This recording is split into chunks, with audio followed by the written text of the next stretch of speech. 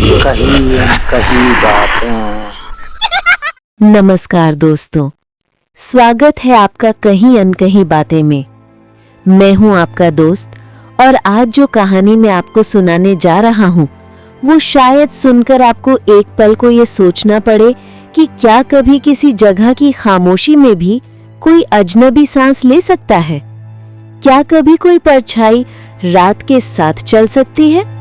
और क्या कभी किसी के देखने भर से कोई अनजान साया हमारे घर की चौखट पार कर जाता है?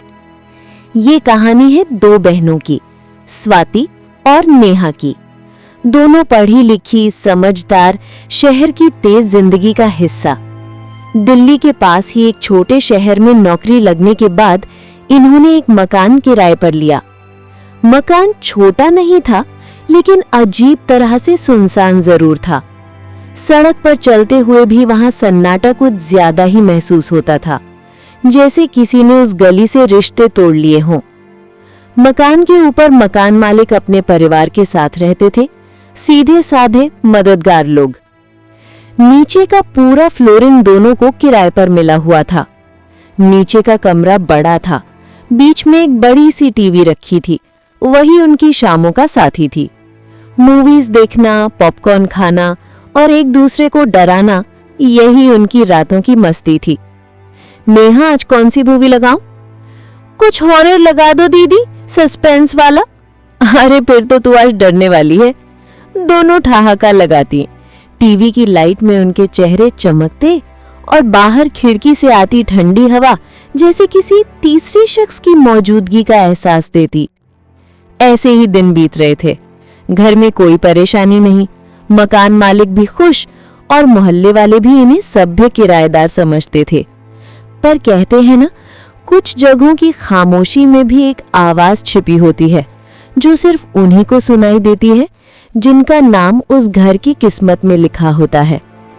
एक रात करीब 12:15 बजे जब दोनों एक पुरानी हॉरर मूवी देख रही थी, टीवी की नीली रोशनी कमरे में फैल रही थी। तभी कमरे के अंदर का दरवाजा हल्का सा हिला। नेहा ने हंसते हुए कहा, देखो दीदी, जैसे मूवी में होता है ना, दरवाजा अपने आप खुलता है। स्वाति बोली, हाँ, और फिर कोई कहता है, कौन है वहां? दोनों हंस पड़ी।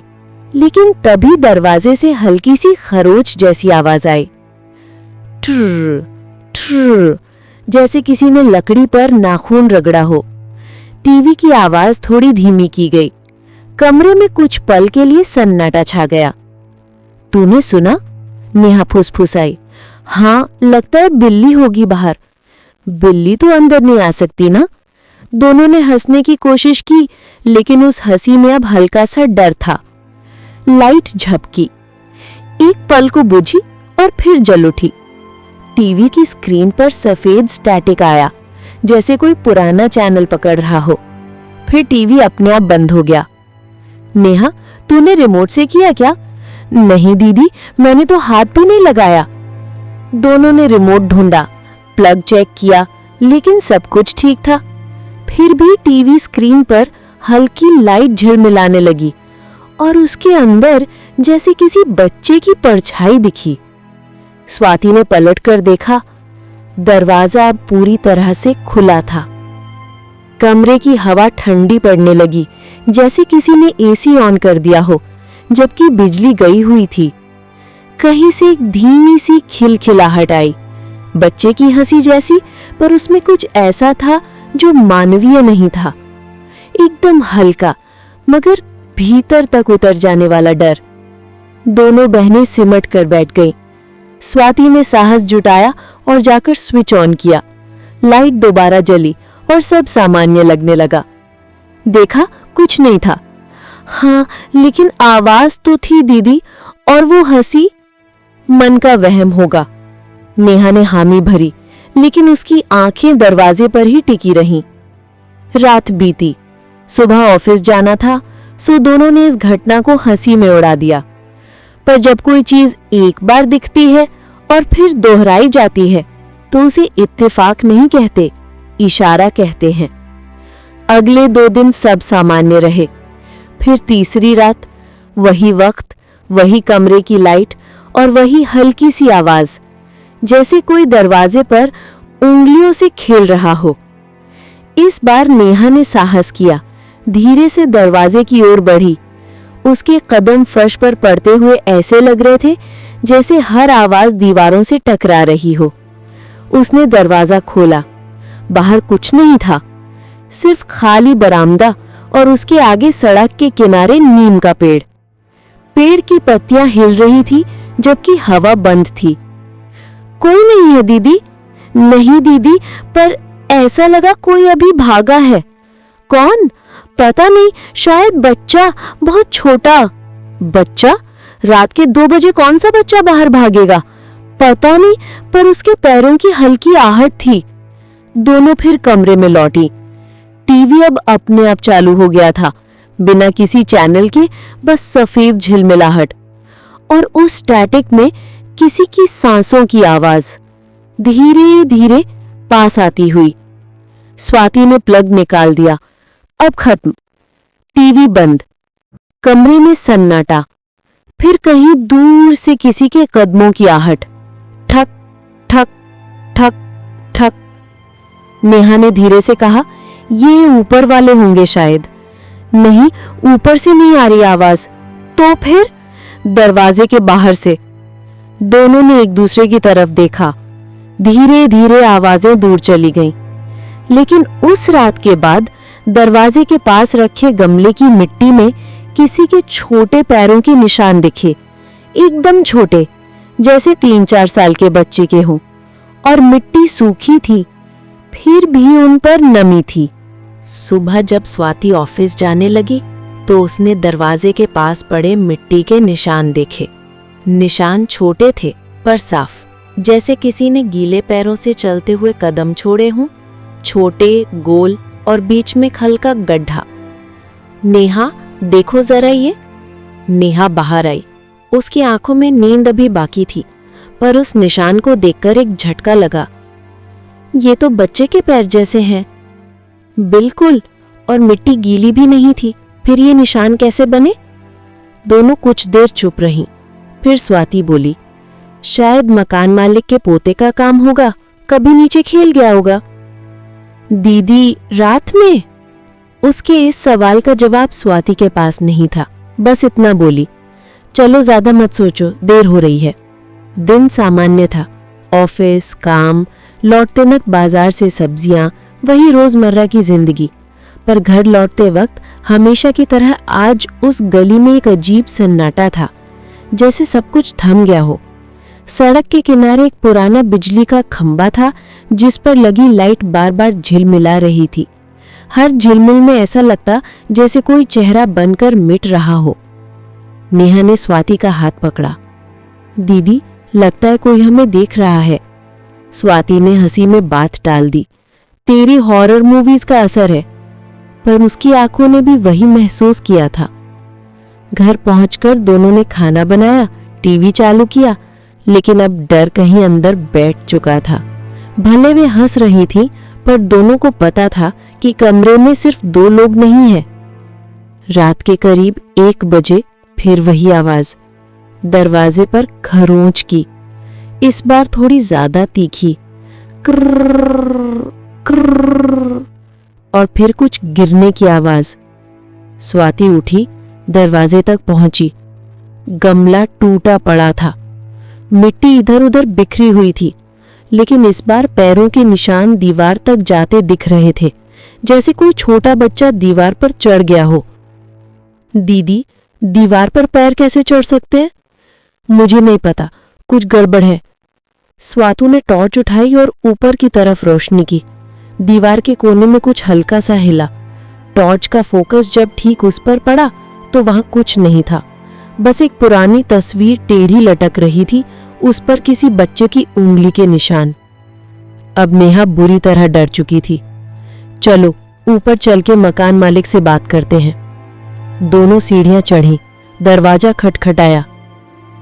अंदर से एक नींद भरी आवाज आई। कौन है? हम नीचे वाले किराएदार हैं, कुछ अजीब हो रहा है।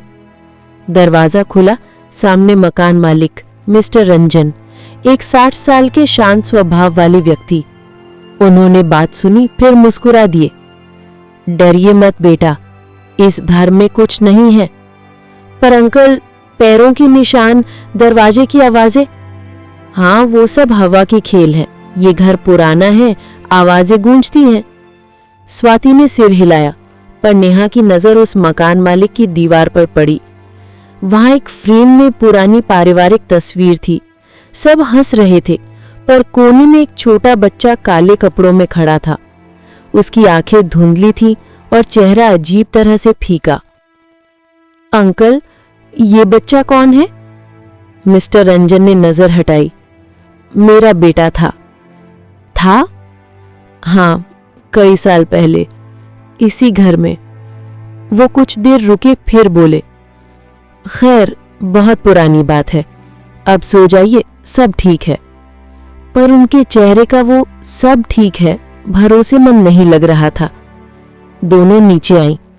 कमरा बहुत ठंडा था। नेहा ने खिड़की बंद की, लेकिन पर्दे के पीछे से किसी ने मानो धीरे से फुसफुसाया, मुझे भी खेलना है। ये एक बच्चों की आवाज थी, साफ, मासूम और फिर भी हड्डियों तक ठंडी। टीवी अपने आप ऑन हो गया। इस बार चैनल नहीं बदला। स्क्रीन पर वही पुरानी तस्वीर दिख रही थी जो ऊपर दीवार पर टंगी थी, और धीरे धीरे उस तस्वीर में वो छोटा बच्चा सिर घुमाकर कैमरे की ओर देखने लगा। नेहा चीख पड़ी। टीवी बंद हुआ। कमरे की लाइट्स टिमटिमाई। खिड़की के बाहर बारिश शुरू हो चुकी थी, और फिर एक अजीब आवाज आई। किसी के कदमों की नहीं, बल्कि कई लोगों के पैरों की। ठक ठक ठक ठक। स्वाति ने धीरे से झांक कर देखा। सड़क पर औरतों का एक झुंड गुजर रहा था। सफेद साड़ियां, खुले बाल, नंगे पांव, और सब एक जैसी चाल में चल रही थी। उनके बीच में वही छोटा बच्चा था, हाथ में टूटी हुई खिलौना कार लिए। पर जब स्वाति ने ध्यान से देखा तो वो औरतें जमीन पर नहीं चल रही थी। उनके पैर कुछ इंच ऊपर हवा में थे, और उनके पीछे सड़क पर गीले निशान बन रहे थे। स्वाति का गला सूख गया। वो पीछे हटने लगी, लेकिन तभी खिड़की अपने आप खुल गई और अंदर वही खिलखिलाहट गूंज उठी। अब मेरी बारी है। बच्चों की वो आवाज इस बार उनके ठीक पीछे थी। खिड़की से आती हवा बर्फ जैसी ठंडी थी, पर वो सिर्फ हवा नहीं थी, उसमें किसी की सांसें घुली हुई थीं। स्वाति और नेहा दोनों खिड़की से दूर हटकर कमरे के कोने में सिमट गईं। टीवी बंद था, लेकिन स्क्रीन पर हल्की नीली रोशनी अभी भी चमक रही थी, जैसे किसी ने भीतर से दबे स्वर में कहा हो, देखो, अब देखो। नेहा ने साहस जुटाया, दीदी का हाथ पकड़ा। दीदी, वो बच्चा अब हमारे पीछे है। स्वाति ने मुड़कर देखा। पीछे कुछ नहीं था, पर दीवार पर बच्चे की परछाई थी, छोटी, झुकी हुई और धीरे धीरे बढ़ती हुई, जैसे किसी ने लैंप की लौ बढ़ा दी हो। नेहा, फोन निकालो, मकान मालिक को बुलाओ। फोन उठाया, कोई सिग्नल नहीं। बाहर तूफान था, बिजली बंद, और तभी ऊपर से एक जोर की आवाज आई, जैसे कोई भारी चीज गिरी हो। शायद ऊपर कुछ हुआ है, स्वाति ने डरते हुए कहा। नेहा ने तुरंत मना किया, ऊपर मत जाना दीदी, कुछ ठीक नहीं है। लेकिन उस पल जो आवाज आई वो दोनों को वहीं रोक गई। एक बच्चे की चीख, साफ, पास, और फिर भी कहीं दूर से आती हुई। स्वाति अब चुप नहीं रह सकी। वो टॉर्च लेकर ऊपर चली गई, नेहा पीछे पीछे। सीढ़ियों पर हर कदम के साथ टॉर्च की रोशनी दीवारों पर फिसल रही थी। पुरानी दीवारें जिन पर समय के निशान थे, और कुछ अजीब चीजें, कहीं छोटे हाथों की छाप, कहीं नाखूनों की खरोंचें। ऊपर पहुंचकर दरवाजा खुला था। मकान मालिक मिस्टर रंजन फर्श पर बैठे थे। सामने पुराना एल्बम खुला था। उनके चेहरे पर आंसू थे, पर आवाज में सन्नाटा। अंकल, ये सब क्या है? उन्होंने धीरे से कहा। तुम दोनों को अब जानना ही होगा। उन्होंने एल्बम पलटा, एक तस्वीर दिखाई, वही बच्चा जो दीवार पर था और जिसे उन्होंने पिछली रात टीवी में देखा था। नाम था आरव, मेरा बेटा। पर वो तो, हाँ, वो मर गया था, पर उसकी मौत हादसा नहीं थी। कमरे में सन्नाटा, सिर्फ खिड़की से आती हवा की हूक। 3 साल पहले की बात है, रंजन बोले। उस रात भी बहुत तेज बारिश हो रही थी, जैसे आज। घर में सिर्फ मैं, मेरी पत्नी और आरव थे। हम नीचे के कमरे में शिफ्ट हुए थे, वही कमरा जहां अब तुम लोग रहती हो। स्वाति और नेहा के चेहरों का रंग उड़ गया। वो बच्चा रात को अक्सर टीवी देखता था, बारिश की आवाज सुनते हुए हंसता कूदता, पर उसी रात उसने कहा था कि उसे अपने दोस्तों के साथ खेलना है। रंजन की आंखें भर आईं। हमने सोचा वो कल्पना कर रहा है, पर जब मैं पानी का ग्लास लेकर कमरे में गया, वो वहां नहीं था। दरवाजा खुला था, बाहर बरसात में छोटे पैरों के निशान थे जो उस नीम के पेड़ तक जाते थे, और वहीं बिजली के तारों में फंसी उसकी खिलौना कार मिली। ओह गॉड, स्वाति के मुंह से निकला। सुबह पुलिस आई, सबने कहा हादसा था, पर मुझे पता है वो बच्चा अकेला नहीं था। उस रात सड़क पर सफेद साड़ियों वाली औरतें दिखी थीं, जो बारिश में बिना भीगे चल रही थीं। लोग कहते हैं वो इस इलाके की पुरानी आत्माएं हैं, जिन्होंने बरसों पहले अपने बच्चों को इसी जमीन में खो दिया था। रंजन की आवाज कांपने लगी, और अब हर बार जब कोई नया किराएदार नीचे के कमरे में रहता है, वो बच्चा वापस आता है, खेलने के लिए, साथ देने के लिए। नेहा ने डरते हुए पूछा, क्या कोई तरीका है उसे रोकने का? रंजन ने धीरे से सिर झुका लिया। वो तो मैं जानता था, पर अब देर हो चुकी है। क्यों? क्योंकि जिस दिन वो खिलखिलाकर हंसता है, उसके अगले दिन कोई ना कोई उस कमरे में बीमार पड़ जाता है। बीमार या गायब? नेहा का चेहरा सफेद पड़ गया। मतलब कोई गया था? रंजन ने जवाब नहीं दिया, बस एल्बम का आखिरी पन्ना खोला, जिसमें एक फोटो थी, एक लड़की की। वो वही कमरा था, और लड़की के हाथ में वही टॉर्च थी, पर चेहरा पूरी तरह जला हुआ था। वो पिछली किराएदार थी, रंजन ने फुसफुसाया। उस रात उसने भी कहा था उसने बच्चे को देखा है।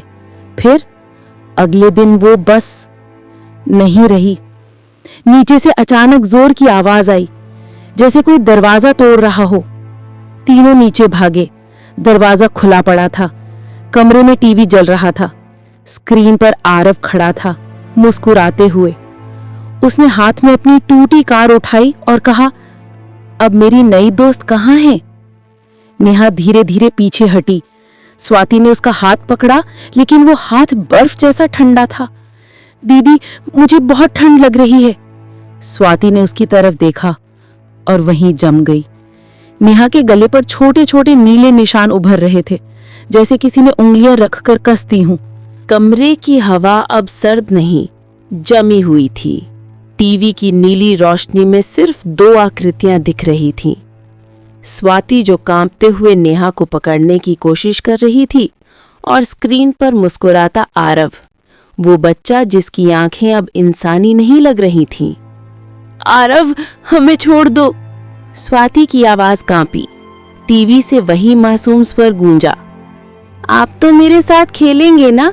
मुझे अकेलापन लगता है।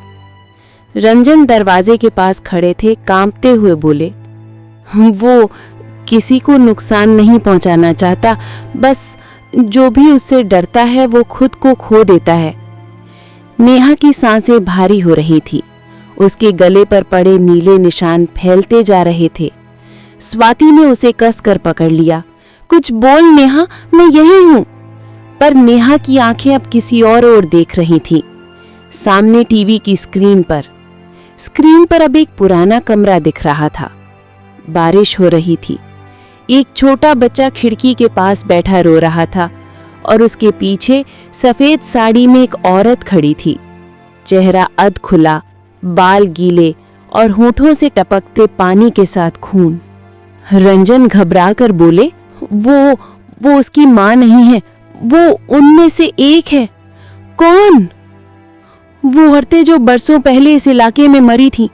कहा जाता है वो अपने बच्चों को ढूंढती हैं, और जब कोई बच्चा अकेला होता है वो उसे अपने साथ ले जाती हैं।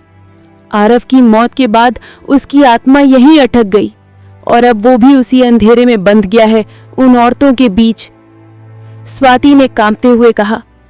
तो उसे कैसे आजाद करे? रंजन ने कांपते हाथों से दराज से एक पुराना खिलौना निकाला। वही टूटी हुई कार। ये उसकी आखिरी निशानी है। अगर इसे उसी पेड़ के नीचे रख दिया जाए जहां उसकी आत्मा बंधी है, तो शायद वो मुक्त हो जाए। बाहर तूफान और तेज हो गया था। बारिश ऐसी गिर रही थी जैसे आसमान भी उस बच्चे के आंसू रो रहा हो। स्वाति ने साहस जुटाया। चलो ये खत्म करते हैं। नेहा बेहोश सी थी पर सांस चल रही थी। रंजन ने उसे कमरे में लिटाया और दरवाजा बंद कर दिया। स्वाति हाथ में वो खिलौना लेकर बाहर निकली। हर कदम पर कीचड़, हवा और बिजली की गड़गड़ाहट। सामने वही नीम का पेड़, जिसकी जड़ों में से मिट्टी हटकर गहरे निशान बने थे, जैसे किसी ने जमीन से बाहर निकलने की कोशिश की हो। जैसे ही वो पेड़ के पास पहुंची, पीछे से बच्चों की हंसी गूंज उठी। मुझे भी खेलना है, मुझे भी खेलना है। उसने आंखें बंद की, कांपते हुए खिलौना नीचे रखा। अचानक हवा लुक गई। सब कुछ थम गया। पेड़ की जड़ के पास मिट्टी हिली, जैसे किसी ने अंदर से हाथ बढ़ाया हो। धीरे धीरे एक छोटे बच्चे की आकृति उभरी, पारदर्शी, हल्की और बेहद शांत। आरव की आत्मा थी वो। अब उसके चेहरे पर मुस्कान नहीं थी, बस एक सुकून, एक राहत। उसने धीरे से कहा, अब कोई नहीं रोएगा, मैं चला गया। और फिर हवा में विलीन हो गया। पेड़ की जड़ें दोबारा मिट्टी में समा गईं। बारिश थम गई। स्वाति वहीं घुटनों के बल बैठ गई। आंसू उसके चेहरे से मिलकर बारिश में बह गए।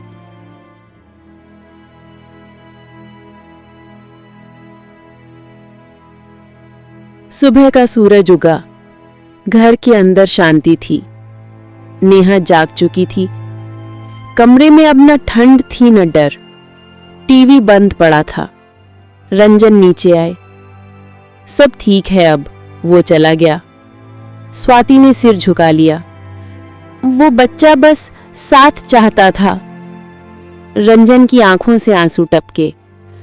हाँ बेटा, कभी कभी आत्माएं बुरी नहीं होती, बस अधूरी रह जाती हैं। उन्होंने कमरे के कोने में रखी टूटी कार की जलह देखी। अब वहां कुछ नहीं था, बस मिट्टी पर एक छोटा सा निशान, 2 उंगलियों का, जैसे किसी बच्चे ने थैंक यू कहा हो। कभी कभी डरावनी कहानियों में भी एक अधूरी चाह छिपी होती है। कुछ आत्माएं डराती नहीं, बस चाहती हैं कि कोई उन्हें याद रखे। शायद अगली बार जब आप बारिश की रात में बच्चों की हंसी सुने, तो डरिए मत, वो आरव भी हो सकता है, जो अब सिर्फ खेलना चाहता है, कहीं अनकही बातों में।